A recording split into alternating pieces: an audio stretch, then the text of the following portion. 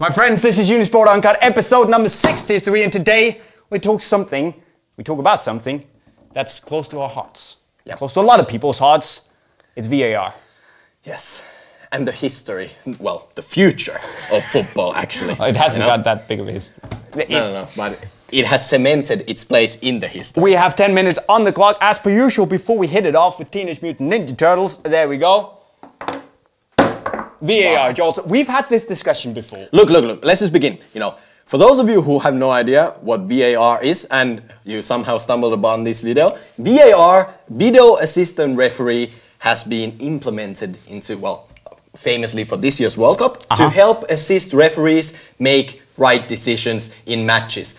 However, it has caused a lot of controversy because, you know, first of all, there's still debates on whether it was a right call, it slows down the game, all this jazz. If you've been watching the World Cup, you know the issues, right? Because, you know, something happens, 30 seconds later, the game continues as per usual, and 30 seconds later, the ref is like, what? What's up? What do you say? Okay, beep, beep.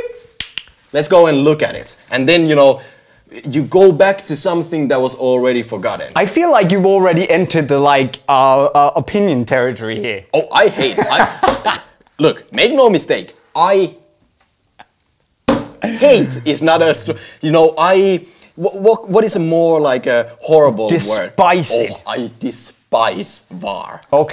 Okay, the funny thing is that as I was gonna say, we've had this discussion before, and it was a slightly heated discussion because you were really against VAR, and I was pro VAR because we had seen it implemented, of course, in some of the European leagues, also the FA Cup, and I thought initially the idea is very good because there have been so many, should we say, situations where the referees have made or haven't made some weird calls.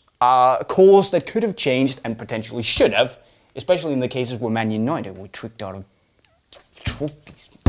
Anyways, the refs made mistakes. FIFA went in and tried to fix that by implementing VAR. However, I have changed my opinion a little bit because of the World Cup. Now, as you say, it has caused some controversy because referees have been doing nothing but this signal every match during the World Cup group stage. And not only the referees, the players. Because obviously they play to win, right? So you do whatever it takes to win. So when you are in the penalty box, the easy thing is to dive and then show this. Everybody starts yelling, like, you know, everybody is just mad. The game slows down. There are too many breaks. But what I like... And look, obviously, you know, the strong pro-VAR arguments are that, you know, you get right calls, no more mistakes, blah, blah, blah, blah, you know? My point in the no hat on,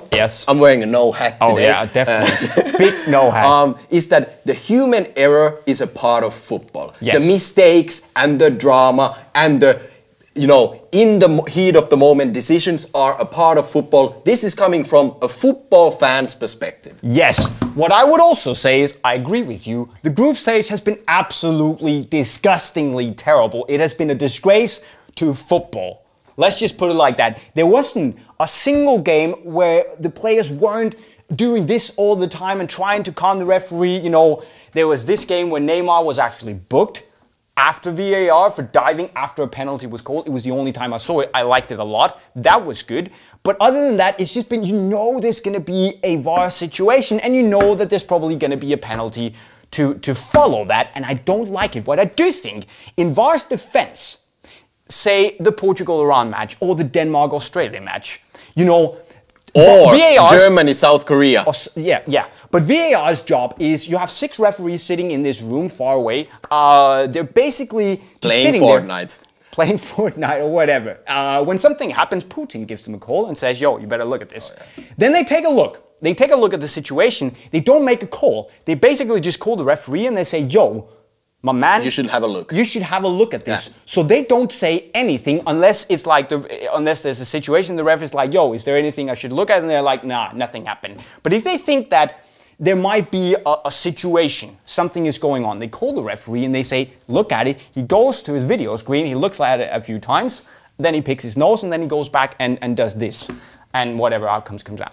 The problem is that if the VAR referee sees something like Ronaldo elbowing or Yusuf Poulsen, the ball touching his hand, I mean, they need to tell the referee. They're doing their job. They're basically doing what every referee should do in a match. He sees something, he thinks about it. The ref goes, he's so incredibly incompetent that he can't make the right call. He can't send Ronaldo off. And there's still human error. I appreciate it. Yes, but in a different way, you know? And look, the thing here is, I don't care if it's the right call. I don't care if the VAR catches an offside that was not an offside. I'm not about that, you know? I'm about the passion and, you know, going with the flow. And look, to everybody's defense and a point against my point and everybody's point is that, you know, people hate change in general, right? Like everybody hates change. Like football, obviously, when it started, wasn't like this. There was not yellow cards sometimes. There was not red cards. Goal line technology. Yeah, so everybody hates change, but I just have a bad feeling that what I've kept saying over and over again is, look, it's not even about VAR. It's about what's next. I feel like we're gonna destroy the game of football that I grew up watching. Like obviously the kids who are born today, they're gonna grow up to different football than, you know, I did. But you know what I mean? People hate change, but I feel like we're going to destroy the football, we're going to destroy the game, because it's played for the fans, and to me, as a fan, my opinion is that the errors, the drama is a part of the game. No, but it's played for the fans. And yes, the group stage in the World Cup has been dreadful. It has been unacceptably bad. I think they already, it looks like, you know, when they went into the knockout stage, FIFA were like to the referees, yo, you gotta tighten up, guys. This has been too much. This is not good. I think that we're gonna find some sort of level where VAR kicks in, where it's like super necessary. Like it's a lot of resources to spend on maybe a call every third match. But we have like the big calls that can really change a tournament, the outcome of a tournament, you know, the fate of a team. I think that's football. But you know, in football things happen. I would be sad. Like, look, I will be tremendously sad and devastated in my heart if there was ever not another offside goal. To me, that sounds devastating. Why is that? I just think, you know, it's a part of the game, man. It's, you know, and look, if they get it right every single time, cool. But like, I'm not gonna enjoy this thing that, you know, there's a goal and there was an offside even not leading up to the goal, but like, you know. But I don't, this is where they need to perfect it. This is where they need to perfect it. No. They need to find I don't the right want level. a perfect sport. No, I don't want it perfect. It's never going to be perfect because the guy looking at the video is going to make the call. He's going to have a little bit, he's going to have more tools to make the right call, but he's still a flipping idiot. We saw that even with the VAR. He called a penalty for Iran. He called a penalty for Australia. They were never even close to being penalties. He should have sent off Ronaldo. I mean, he was still a flipping incompetent idiot. Sorry about that. You're probably a nice guy. But come on, even with that, he couldn't make the right call. They're still full of human error. And once they figure out how to work with VAR, like they figure out how to work with goal line technology and all the other jazz, they find a right level of when they should make the calls, so we don't get them all the time. We don't get players doing this all the time. I think they never should. Like, I think they shouldn't find out anything. Like, you already have the linesmen who, by the way, have a great responsibility, which I understand, and it's big, but it's a part of football, man. Like, I'm fine with adding even a second referee. There's one referee on this side of the pitch, you know, and another one here. I don't care. Let's make something like this. But this thing that you go and watch 50 different angles at super slow-mo, like, come on, man. Like, you know, I don't like it. And cool, hate the change, whatever, say anything you want against me, or maybe, and people say, what if Finland didn't qualify because there was an offside goal that wasn't ruled offside? I don't care, you know. I'm looking at the bigger picture and the game of football that I love. And that's funny for me because what really gets to me, and the reason I wanted VAR in the beginning, was that I, as a fan, and the football that I loved was when football was fair. There was nothing worse for me than sitting back, realizing my team had lost, and sitting back thinking this was not fair. you know, dealing with the loss because you suck and the other team was better. Okay, you know what else is not fair? What else is not fair?